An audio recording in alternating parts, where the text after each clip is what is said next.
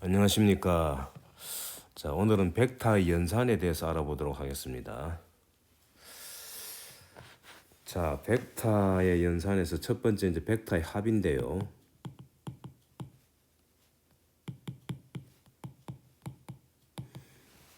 자, 벡터 두 개가 주어지면 이 두 개의 합을 어떻게 정의하느냐 하면은 요 AB가 만드는 평행 사변형의 대각선에 해당되는 게 바로 A 더하기 B 벡터다. 요걸 소개했죠. 자, 이렇게 하면은 지난번에 한 겁니다만은 요거는 이제 교환 법칙과 그다음에 결합 법칙을 만족한다는 것을 설명을 했었습니다. 다시 말하면 A 더하기 B는 B 더하기 A다. 마찬가지로 A 더하기 B 더하기 C 할 때 요렇게 더한 거나 그 다음에 B 더하기 C를 먼저 하고 A를 더한 거나 똑같아 하는 거를 지난번에 소개를 했죠. 그래서 앞으로는 요 이제 요 두 번째 해당되는 이거는 괄호 없이 그냥 이렇게 쓸 수 있다. 이거를 지난번에 소개했습니다. 자, 근데 사실은 여기서 이제 거꾸로 가는 것도 가능합니다. 어쨌든 A라는 벡터가 주어지면 이제 이게 분해라 그래요. 이제 이 벡터의 합을 이용한 거죠. 벡터의 분해. 자, 이거는 뭐냐? A라는 벡터 하나 주어지면 이거를 A를 대각선으로 취하는 평행사변형을 이렇게 그립니다.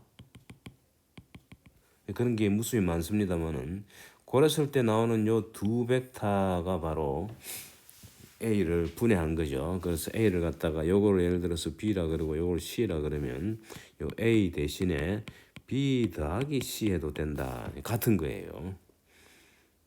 그렇죠? 우변에 해당되는 B 더하기 C를 하면 A가 되지 않습니까?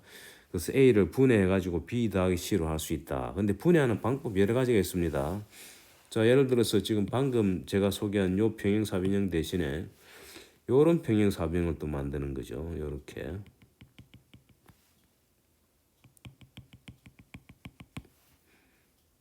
자, 여기에다가 하면은 이렇게 되겠죠?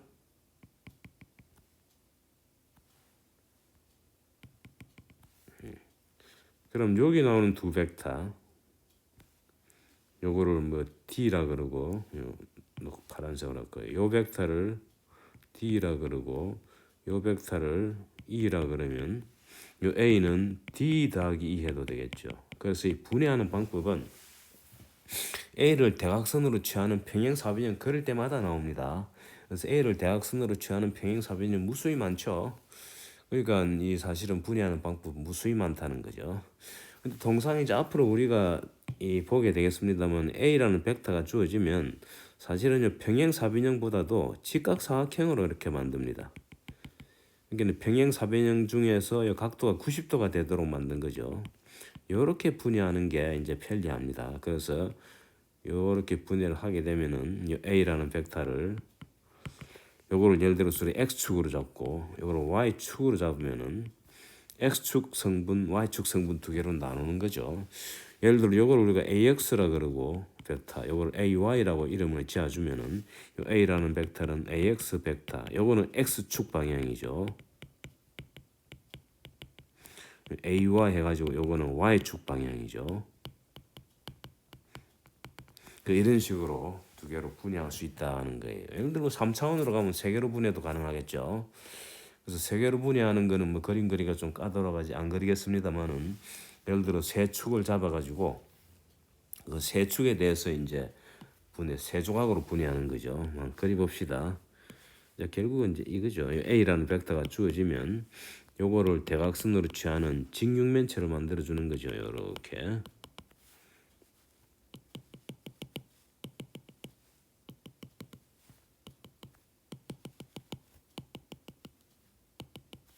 자, 그랬을 때 x축, y축, z축에 대해서 요 투영시킨 세 개의 벡터가 나오죠. 요 세 개의 벡터. 그래서 A를 갖다가 이렇게 이제 분해하는 세 개로 분해할 수도 가능하죠. 물론 이제 두 개로 분해해가 하나는 z축 방향, 하나는 xy 평면 방향. 그거를 또 이제 x축, y축으로 또 분해하는 거죠. 그래서 결과적으로 요 세 개의 벡터 중에 요거를 ax 벡터라 그러고 요걸 ay 벡터라 그러고 요걸 az 벡터라 그러면 요 세 벡터의 합으로 표현할 수 있다.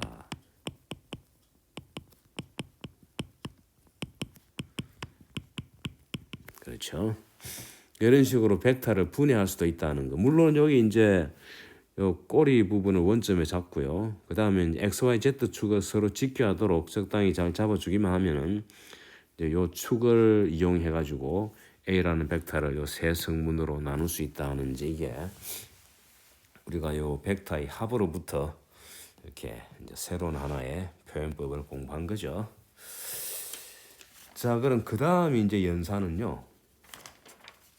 어떤 거냐 하면은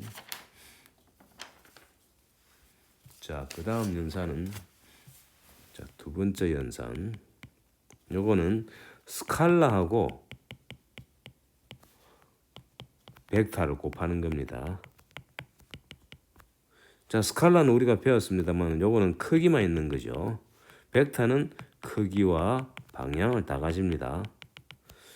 그래서 예를 들어 K 이제 이거는 스칼라입니다. 이 스칼라고. 그다음 A는 벡터입니다. 이거 벡터. 자, 이게 주어졌습니다. 그럼 요것의 곱을 정의하는 거예요. 그래서 K 곱하기 A 하면은 요렇게가 나오는 요거는 새로운 벡터가 됩니다. 요거는 벡터가 된다. 그래서 새로운 벡터는 어떤 벡터냐? 자, 요 새로운 벡터를 묘사를 하면은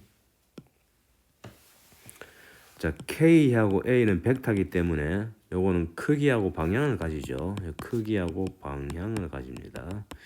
자, 요 크기는요. K의 절대값에다가 A의 크기를 곱하면 됩니다. 여기 바로 새로운 벡터 K라는 스칼라하고 A라는 벡터를 이렇게 곱했을 때 나오는 새로운 벡터의 크기가 됩니다. 참고로 K 스칼라 요 단위 있고 A의 단위가 있죠.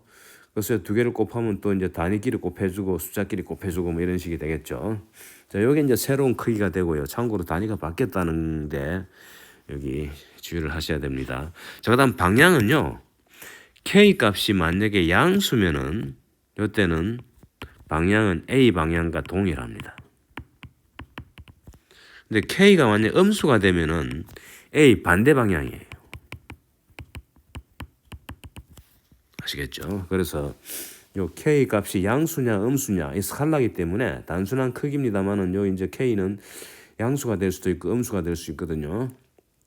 그래서 K가 양수일 때는 K 곱하기 A 벡터의 방향은 원래 A 방향하고 똑같아. 하지만 만약 K가 음수가 되면은 원래 A 방향이 반대 방향이 되는 거예요. 자, 예를 한번 들어보겠습니다. 자, 예를 들어가 이게 이제 A라고 칩시다. 여기 A고요.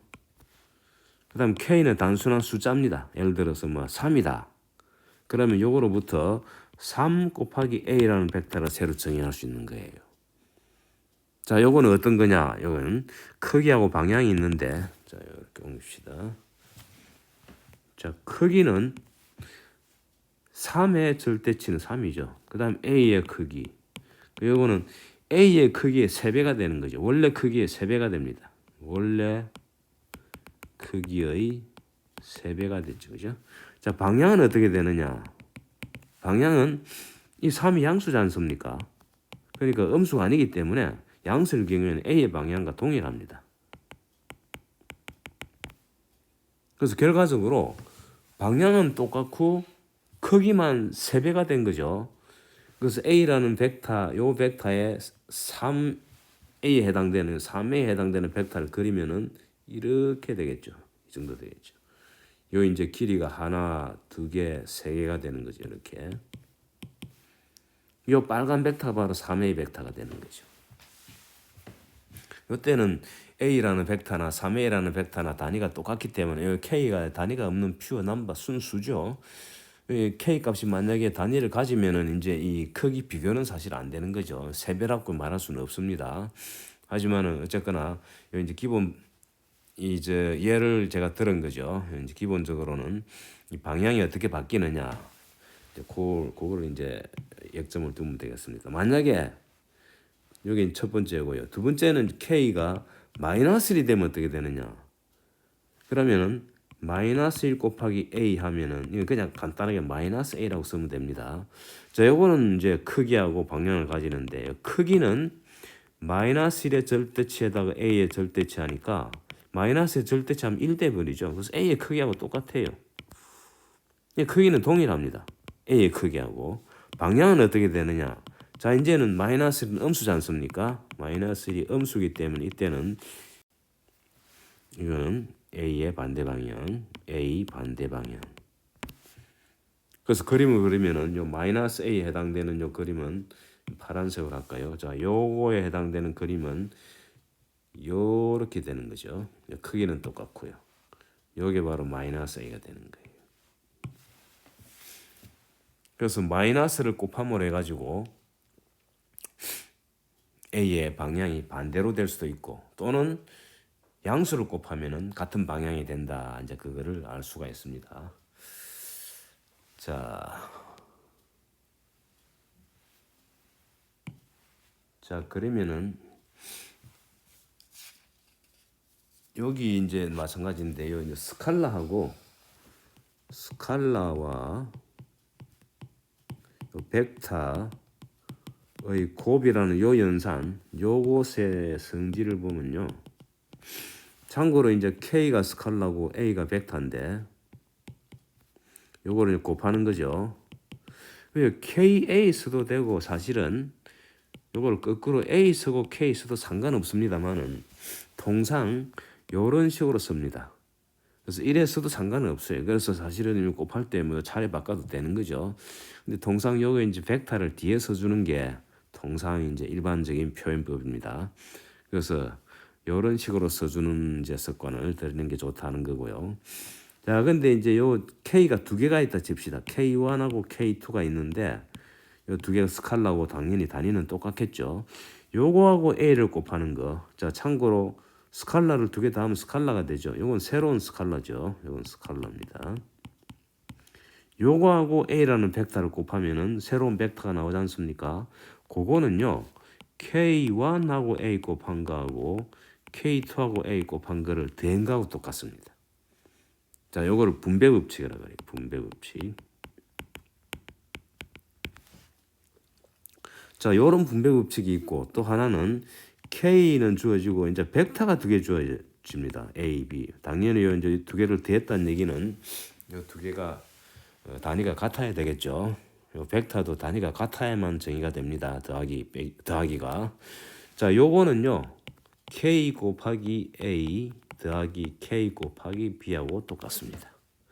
자, 이것도 분배법칙이에요. 그래서 두 가지 분배법칙이 있는데 나 그냥 통틀어서 분배법칙이라고 그래요. 그래서 스칼라와 벡터의 곱은 분배법칙을 성립한다는 것을 이제 알 수 있고요. 요 증명은 사실은 제가 별도로 안 하고요. 예를 한번 들어보겠습니다. 자, 예를 들어 가지고 우리 위치 벡터 있죠. R 이 위치 벡터. 자, 위치 벡터는 원점에서 물체의 위치까지의 벡터에 해당되죠. 그래서 원점에서 X, Y, Z를 향하는 요 화살표. 요 화살표가 바로 이제 이 위치 벡터입니다. 그래서 물체의 위치가 바뀌면은 원점은 그대로 있고 X, Y, Z가 막 바뀌는 거죠. 그래서 이제 벡터가 두 개 주어진단 말이죠. 예를 들어서 R1이 하나 주어지고 R2가 두 개 주어졌. R1하고 R2가 이렇게 두 개의 벡터가 주어졌다. 예를 들어 요거는 이제 입자 1의 물체 1의 위치고 요거는 물체 2의 위치라 그러면은 각각의 위치 벡터가 이렇게 두 개 주어지겠죠. 자, 여기 이제 물체 1의 위치를 갖다가 x1, y1, z1이라 그러고 물체 2의 위치를 x2, y2, z2라 그럽시다. 자, 요거는 이제 원점이 되겠죠. 이렇게.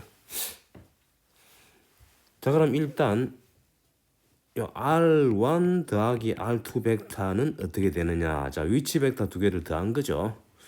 자, 더하면은 뭐가 되느냐 하는 거를 한번 써볼까요? 자, 요거는 우리가 이미 공부를 했죠. 자, 요거 이제 빨간색으로. 자, 두 개가 만드는 평행사변형을 그린 다음에 대각선에 해당되는 것이다 하는 거 우리가 알고 있습니다. 여기 바로 빨강색, 여기 이제 R1 더하기 R2가 되죠. 자, 그러면은 요 지금 두 개의 벡터를 합한 R1 더하기 R2의 요 벡터의 끝점에 해당되는 거, 요 점의 좌표가 뭐가 되겠느냐?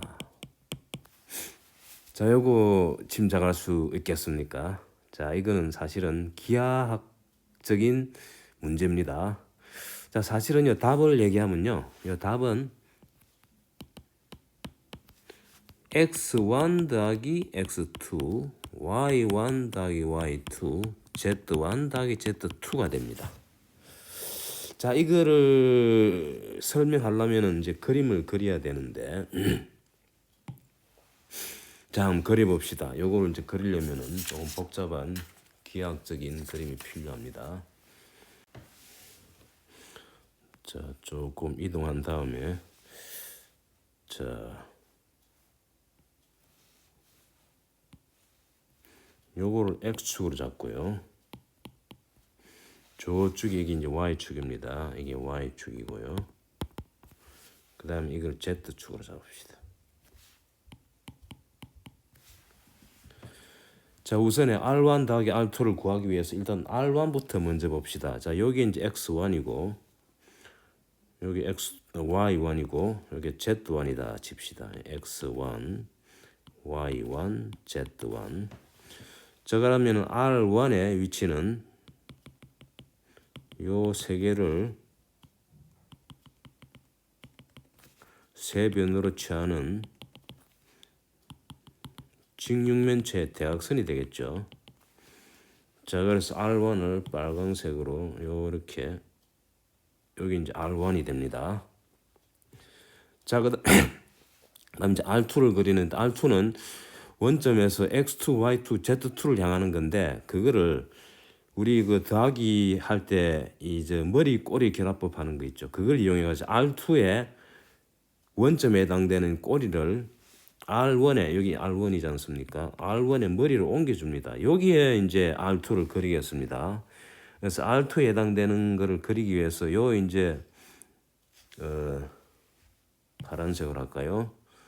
요 쭉 방향으로 여기 이제 X2가 됩니다. 여기 X2, 요 거리가 X2가 되고 요 쭉 방향으로 요 거리가 Y2가 되고 그다음에 이 쭉 방향으로 이건 좀 약간 과장해서 길게 그리겠습니다. 여기 이제 Z2가 됩니다.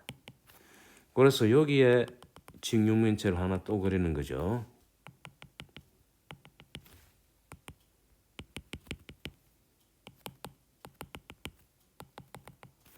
그럼 이제 R2가 요게 R2가 되는 거예요. 여기 R2. 자, 그랬을 때 이제 두 개를 합친 벡터가 바로 R1 더하기 R2 아닙니까? 그래서 합친 벡터가 녹색으로 이게 바로 R1 더하기 R2란 말이에요. 자, 그러면 이제 요 그림 보시면은 요 꼭지점이지 않습니까? 여기 바로 R1 더하기 R2 벡터의 이 좌표에 해당되는 거죠. 여기 바로 여기 된다는 게 이해가 됩니까? 자, 그걸 증명하기 위해 가지고 자, 봅시다. 자, 요 점의 좌표는 우리가 알고 있죠. 요 점의 좌표는 x1, y1, z1입니다. 자, 그러면 요 점의 좌표는 어떻게 되겠습니까? 요 점의 좌표는 x 방향으로 x2만큼 더 증가됐죠. 그래서 요 점의 좌표는 x1 더하기 x2의 y1, z1이죠. 그러니까 요 R1 벡터의 요 이제 대각선 꼭지점에서 요쭉 지금 점으로 옮기는데 x축 방향으로 x2만큼 올라갔기 때문에 좌표가 요 부분이 이렇게 변하겠죠. 그다음 여기에서 이제 요로 옮깁니다. 요 점은 요 거리가 y2지 않습니까? 요 y2. y축 방향으로 y2만큼 올라가죠. 따라서 요 점의 좌표는 x1 더하기 x2에서 y1에서 y2를 더해주면 되겠죠. 그 다음에 이제 여기서 요 이제 새로운 꼭지점으로 가는데 요거는 요 길이가 Z2죠. 그래서 요즘은 X1 더하기 X2, Y1 더하기 Y2, Z1 더하기 Z2가 되는 거예요. 자, 그래서 이제 우리 여기서 하나의 힌트가 나왔습니다. 자, 벡터 두 개를 합치는데 이제 R1 벡터를 이제 대충 여기 R1의 꼭지점 좌표가 X1, Y1, Z1이기 때문에 R1이란 벡터의 표현을 아예 좌표로 써도 됩니다. 여기 하나의 표현이에요. 표현. 물론 이걸 많이 쓰는 표현이 아니기 때문에 막 이꼬르 대신에 이렇게 이제 이거로 대신한다 이런 뜻으로 썼습니다. 좀 R2에 해당되는 거는 표현을 빌리자면 요 표현을 빌리자면은 X2, Y2, Z2가 되겠죠. 다시 말하면 원점에서 요점까지 향하는 벡터다. 뭐 그런 뜻인데. 그래서 원점은 고정되어 있는 거고 여기 이제 물체의 위치가 바뀌면은 X, Y, Z만 바뀌기 때문에 원점은 표현할 필요가 없습니다. 자, 그럼 요 두 개를 합친 거는 뭐가 되느냐? R1 더하기 R2 벡터. 바로 요 방금 우리가 본 요 녹색 벡터였죠? 그 벡터의 꼭지점은 뭐였습니까? 이렇게 X1 더하기 X2, Y1 더하기 Y2, Z1 더하기 Z2 이런 식으로 표현됐단 말이죠. 그래서 지금 이제 위치 벡터를 이용해 가지고 바로 위치를 나타내는 좌표를 이용해서 벡터를 표현하는 방법도 있다는 것을 이제 알 수가 있는 거죠. 그랬을 때 이 두 벡터의 합은 단순하게 각 성분끼리 합쳐주면 된다는 걸 알 수 있습니다. 당연히 요 이제 R1, R2 자리 바꿔도 똑같은 결과가 나오겠죠. 요 X1 더하기 X2나 X2 더하기 XY나 다 똑같지 않습니까? 자, 이제 그런 걸 알 수 있고요. 자, 그 다음에 2 곱하기 R1 하면 뭐가 되겠습니까? 2 곱하기 R1 하면 아까 우리 봤습니다만은 요거는 R1이란 벡터 크기는 방향은 똑같고 크기만 2배 되는 거죠. 그러면 이 그래프로 그려보면 금세 알 수 있습니다만은 요게 이제 R1이란 벡터인데 요게 쭉 2배로 늘어난 거죠. 똑같은 요 크기의 방향도 똑같이.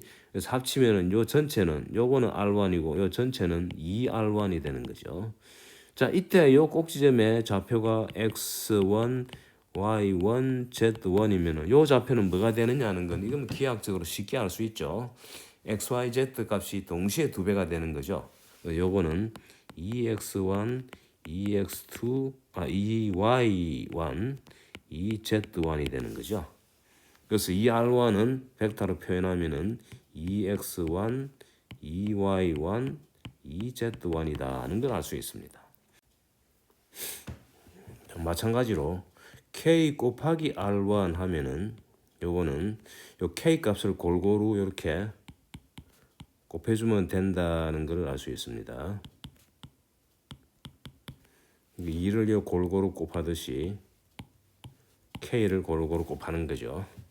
자, 이게 바로 이제 스칼라하고 벡터를 곱했을 때 이제 표현을 갖다가 이제 새로운 표현이 하나 우리 요 정의했지 않습니까? 표현을 빌리자면 이렇게 이제 쓸 수 있다는 거죠. 자, 그럼 이제 이걸 이용하면은 요저 분배 법칙은 쉽게 증명이 되죠. 자, 예를 들어서 K1 더하기 K2에 R1을 이렇게 곱해 봅시다. 자, 요거는 표현을 빌리자면은 K1 더하기 K2 곱하기 X1, K1 더하기 K2 곱하기 X2, K1 더하기 K2 곱하기 X 자꾸 Y1, Z1이 되죠. 자, 요런 이제 식으로 표현이 된다는 걸 알 수 있는데, 자, 요거는 뭐하고 똑같냐면은 K1 X1 더하기 K2 X2, K1 Y1 더하기 K2 Y1 X1입니다. 그 다음에 K1 Z1 더하기 K2 Z1 요거하고 똑같고요. 자, 요거는 어디에 해당되느냐 하면은 K1 R1 더하기 K2 R1에 해당되죠. 따라서 K1 더하기 K2의 R1은 K1 R1 더하기 K2 R2다. 마찬가지로 자, K 곱하기 R1 더하기 R2 해볼까요? 요거는 저거는 k 곱하기 r1 더하기 r2 벡터가 x1 더하기 x2, y1 더하기 y2, z1 더하기 z2로 표현될 수 있다 그랬죠. 자, 요거는 k를 이제 골고루 분배하면은 k 곱하기 x1 더하기 x2, k 곱하기 y1 더하기 y2, k 곱하기 z1 더하기 z2가 되고요. 자, 요거는 뭐하고 똑같냐 하면 k 곱하기 r1하고 더하기 k 곱하기 r2하고 똑같죠.